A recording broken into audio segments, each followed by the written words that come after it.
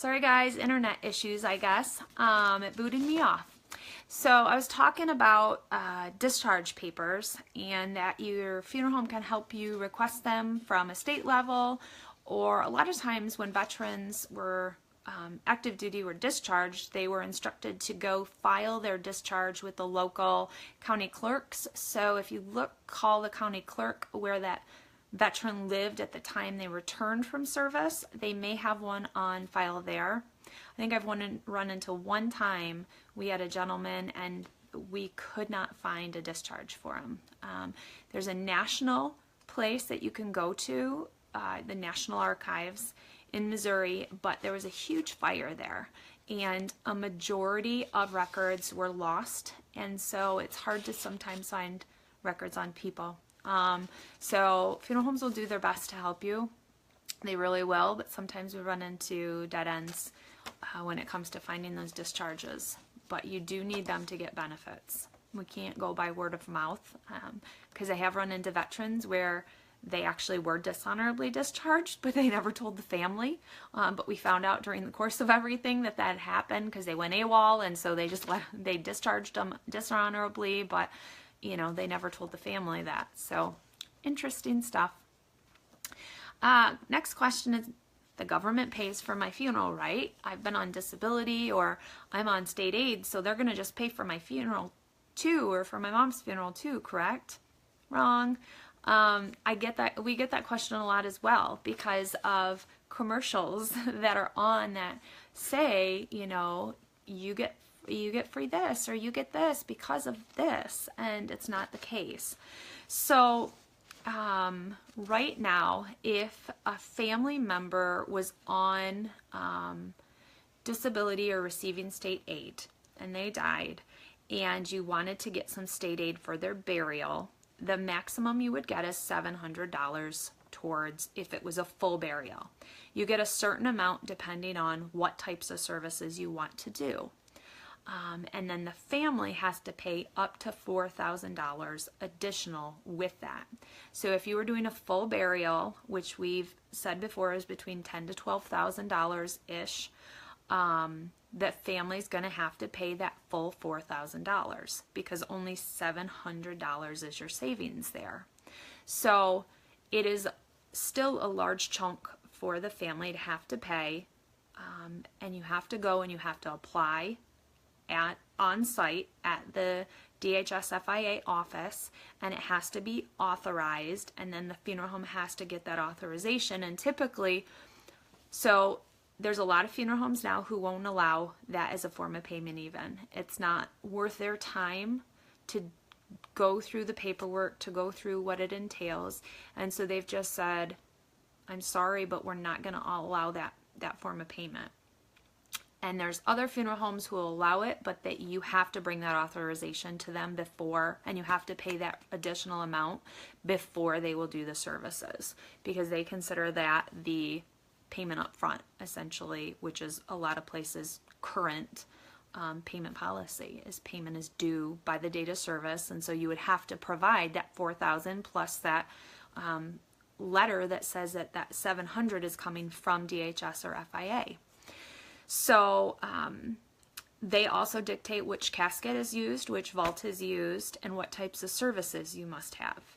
And so a lot of times it's a very restricted limitation on what you are getting and what you are doing. So a lot of families understand that, and they're just so grateful that they can do something for a little less cost for their loved one because they truly are in need. But we also deal with those people who feel entitled and who think they should be getting more for less, and they want this and they want that, and you tell them, well, you don't have funds to do that, and they say, but this is what I want. And so then you have to have that conversation. So, you know, just like anything, you have that two very different groupings of people, and you just kind of have to deal with that situation as it comes. But there's not a lot of funds there from the state either for that situation, where some people think that there is. Also, we get often asked if Social Security is going to help. You know, once someone's past a certain age, they receive a Social Security payment. each month. And so folks will ask if Social Security is going to help pay for the funeral. There's a $255 death benefit to a surviving spouse only. So it's basically a one-time payment to the spouse for whatever they want to use it for, essentially. You just get a check or a direct deposit for $255 as a surviving spouse. So if your second parent has died, a child is not receiving that payment. It's a one-time thing. So it again is not very much. Woohoo or yippee is often kind of the sarcastic response when you tell someone about that. Do funeral homes reuse caskets? It is illegal to reuse a casket in its entirety. What you'll often hear about is rental caskets. So this casket, I'll try and post a picture of one later if I can find it, is typically made of wood, sometimes metal, but typically wood. And what is rental is essentially the exterior. The whole interior that the deceased would be touching is a one-time use item.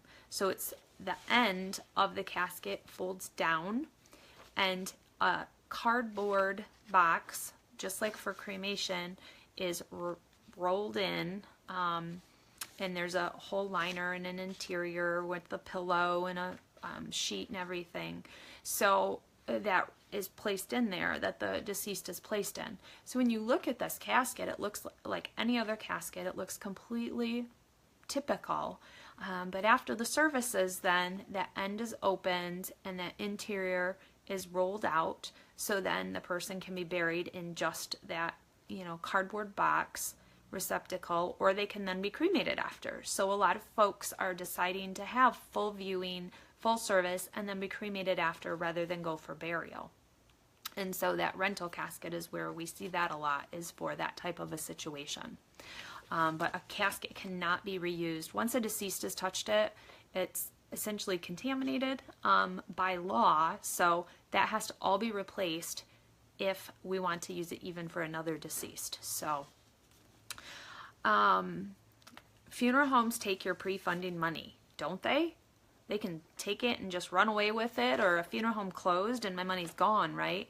And I addressed this in another video, but I want to touch on it again because it's the one area where I think the media has really blasted the funeral business, is that we steal money and we're shady people and we go after people at the hardest time. And it is an area, though, with pre-funding where consumers don't know what they don't know.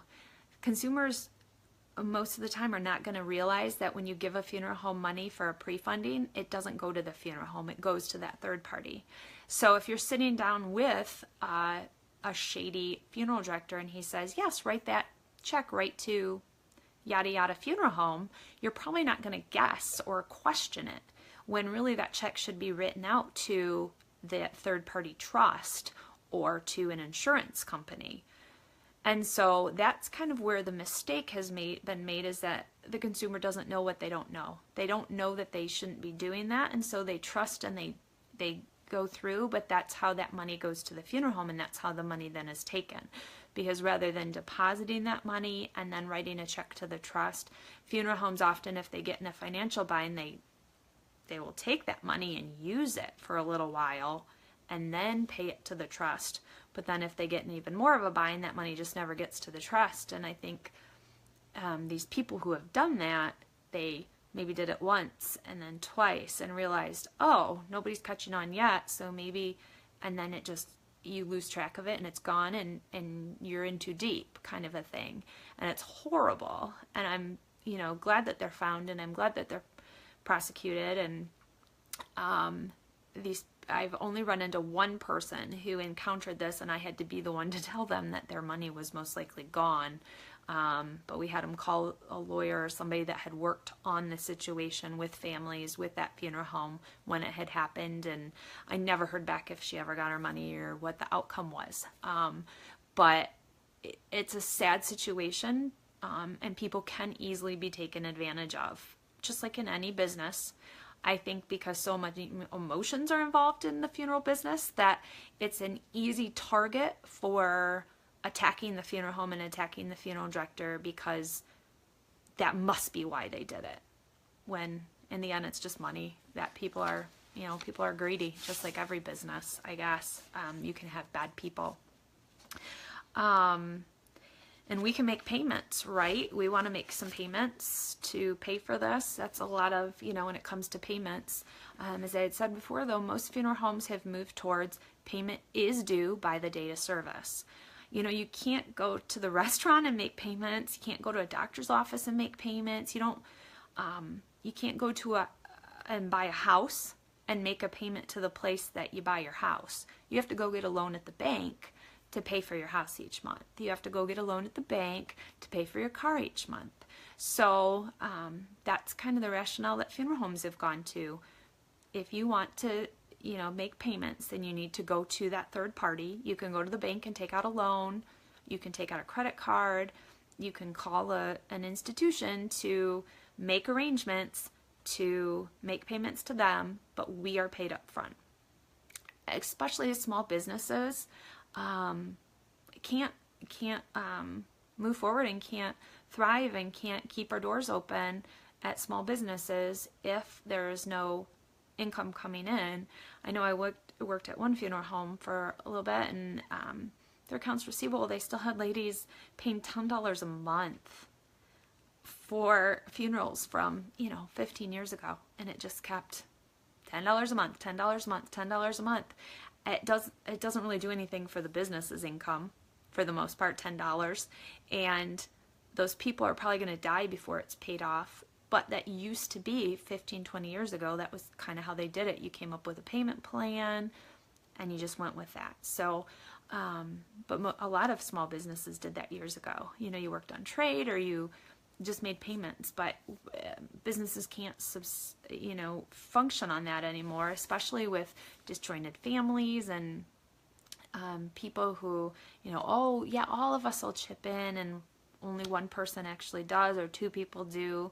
And then they try and place you in the middle of collecting that money from the others when, two of them did and two of them didn't, and then they're fighting each other, and it becomes a huge mess when, it just needs to be paid up front and figure it out and let me know how you're taking care of it. So, and it seems mean and it seems cold, but that, like I've said in a previous video, if that business can't keep running, they can't be there to take care of the family, so the financials do have to be taken care of too.